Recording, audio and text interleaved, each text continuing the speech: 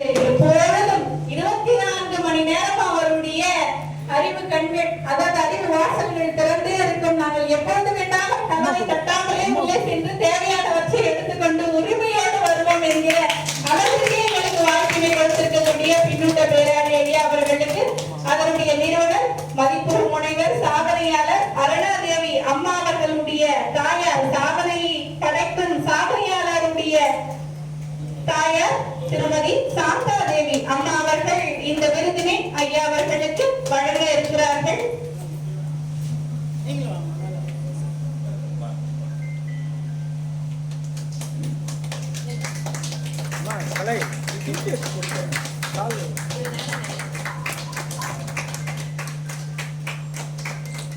எடுத்துக்கிட்டு